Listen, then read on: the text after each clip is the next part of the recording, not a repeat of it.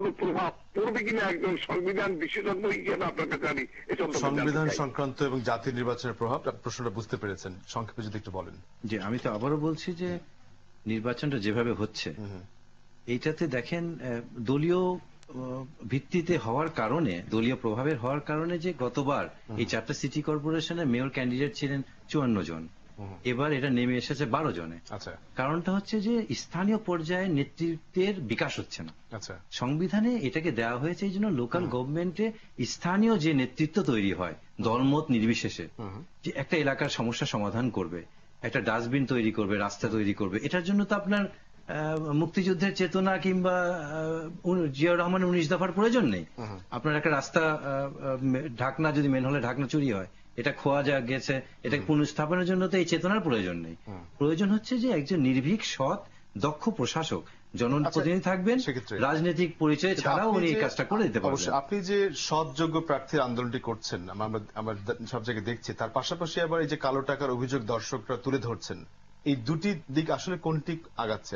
না, একটা জিনিস তো খুব স্পষ্ট যে ধরেন আমার যদি অপশনই আপনি না দেন তাহলে আমি কোন দিকে যাব? আমাদের অপশনটা তো বন্ধ করে দিচ্ছেন। আমি যে কথা আবারও বলছি, 12 জন ক্যান্ডিডেট হচ্ছে যে দুটো বড় দলের মধ্যেই নির্বাচনটা হচ্ছে, যার ফলে স্বতন্ত্র প্রার্থী আজকে নাই দেখে স্থানীয় সমস্যাগুলো কিন্তু ইস্যু না 4টা সিটি কর্পোরেশনে।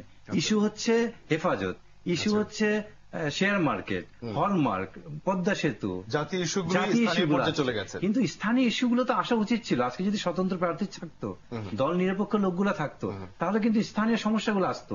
আপনার এই জলাবদ্ধতা, রাস্তার অবস্থা, মশার অবস্থা, অন্যান্য যে সমস্ত নাগরিক কেন্দ্রিক সমস্যাগুলা, এটা হচ্ছে না। এখন জাতীয় পর্যায়ে জিনিসগুলা, আপনি যেটা বলছেন যে স্থানীয় পর্যায়ে নির্বাচন এতটাই জাতীয় একটা লেভেল পেয়ে যাচ্ছে যে এটা আসলে স্থানীয় থাকছে না। এটা করছে আরেকটা কারণ হচ্ছে সামনে তো আপনার জাতীয় নির্বাচন। তো এইটাকে এখন দুটো দলই দেখছে যে মাঠটা দখল করার জন্য সিটি কর্পোরেশনটা তাদের প্রয়োজন। এই মাঠ যদি তাদের না থাকে তাহলে নেক্সট ইলেকশনের সময় আন্দোলনের সমস্যা হবে, রাস্তা দখল করার, রাজপথ দখল তাদের লাগবে, এবং প্রশাসনকেও পয়াত্ত করার জন্য তাদের এই পোস্ট দুটো লাগবে। এই জন্য কিন্তু এটা স্থানীয় ইস্যুর চেয়ে এখন জাতীয় ইস্যুটা চলে এসছে, যার ফলে স্থানীয় সরকারের মূল নির্বাচনের উদ্দেশ্যটাই কিন্তু বিফল হয়ে যাচ্ছে। বুঝতে পেরেছি। আমরা একটা বিষয়ে একটু সংক্ষেপে আলাপ করতে চাচ্ছি, যেহেতু অনুষ্ঠানের শেষের দিকে। এই যে আমরা বিভিন্ন সময় গণমাধ্যমে দেখেছি যে ইভিএম নিয়ে মানুষের বিভিন্ন ধরনের আগ্রহ আছে, বা বিসিসি তে বরিশাল সিটি কর্পোরেশন নির্বাচনে একটা ডেমো ব্যবহার করা হয়েছে। আপনারা কেমন এটা দেখেছেন, সেখানে রিঅ্যাকশনটা? এখানে আপনার আমার পূর্ব অভিজ্ঞতা থেকে বলি, এটা একটা নতুন টেকনোলজি। একটা নতুন কোনো কিছু আসার সময় একটা হিউম্যান মাইন্ডের মধ্যে এমনি একটা জিনিসই করে যে human mind doesn't intend to take new things generally. এর যে ইনকুইজিটিভনেসটা থাকা দরকার বা এর যে আর্টসটা থাকা দরকার, এটা একটা ইন্টেলিজেন্ট মাইন্ডের পক্ষেই সম্ভব। যেহেতু এটা একটা নতুন একটা টেকনোলজি এবং এটাতে কিছুটা সেটব্যাক আমি লক্ষ্য করেছি লেডিসদের মধ্যে। কারণ আমাদের দেশে ওই সমস্ত এলাকায় মহিলা ভোটারদের, তাদের মধ্যে এটাকে ব্যবহার করার ব্যাপারে যথেষ্ট হেসিটেশন আছে।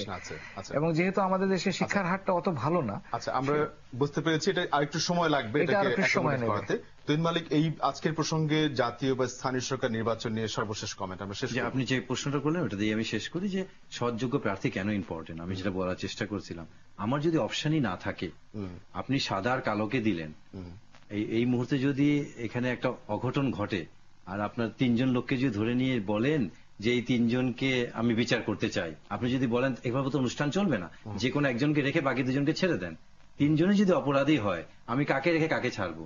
ইলেকশনে যারা নির্বাচিত, যারা ইলেকশন করতে যাচ্ছেন, প্রার্থীরা যদি কালো টাকার মালিক হন, দুর্বৃত্ত হন, পেশি শক্তির মালিক হন, এবং তারা যদি কোটি টাকার প্রতিনিধি হন, জনপ্রতিনিধি না হয়, আমার তো অপশনটা নাই ভোট দেওয়া। এই জন্য রাজনৈতিক দলগুলো যদি ভালো প্রার্থী দেয়, সৎ যোগ্য প্রার্থী দেয়, আমরা কিন্তু ভালো প্রার্থীকে ভোটটা দিতে পারবো। আপনাকে ধন্যবাদ। আজকে দুজনকে আমি ধন্যবাদ জানাচ্ছি এতক্ষণ ধরে আলোচনা করার জন্য। দর্শক, আপনারা দেখছিলেন আওয়ার ডেমোক্রেসি অনুষ্ঠানটি।